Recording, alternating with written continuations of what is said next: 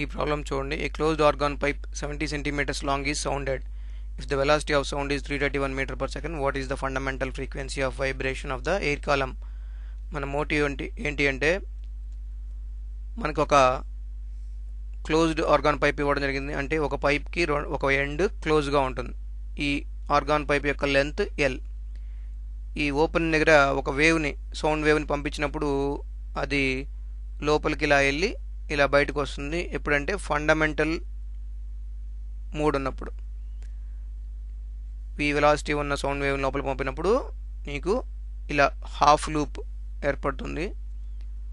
అలా ఉన్నప్పుడు ఫ్రీక్వెన్సీ ఎంత అని అడుగుతున్నాడు. అదే మన Moto.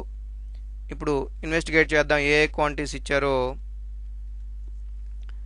L length of the organ pipe ఇచ్చాడు. అది ఎంత? 70 centimeters. That is equal to 70 into 10 to the power of -2 meters.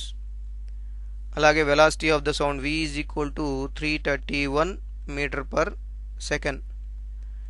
ఈ రెండు ఇవ్వడం జరిగింది. ఇప్పుడు మనం రిజాల్వ్ చేద్దాము. రిజాల్వింగ్లో మనకందరికీ తెలుసు క్లోజ్ ఆర్గాన్ పైప్లో కనుక ఫ్రీక్వెన్సీ ఫార్ములా ఏంటంటే nu is equal to nu n is equal to n plus half into v by 2l, where n is equal to 0, 1, 2, 3 and so on. అంటే n is equal to 0 దగ్గర మీకు fundamental frequency వస్తుంది. ఇక్కడ మనల్ని అడిగింది fundamental frequency కాబట్టి so new is equal to 0 plus half into v 331 divided by 2 into 70 into 10 to the power of -2. That is equal to ఇక్కడ ఒక 0కి ఇక్కడ ఒక 10కి పోతుంది, -1 10 to the power of -1కి పోతుంది.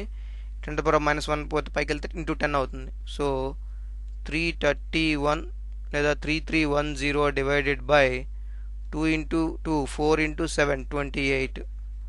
దట్ ఈజ్ ఈక్వల్ టు ఇప్పుడు క్యాలిక్యులేటర్లో చూద్దాము. 3310 డివైడెడ్ బై 28 ఈక్వల్ టు 118.2. అంటే నియర్లీ 118.2 హెడ్జెస్ ఫ్రీక్వెన్సీ వస్తుంది.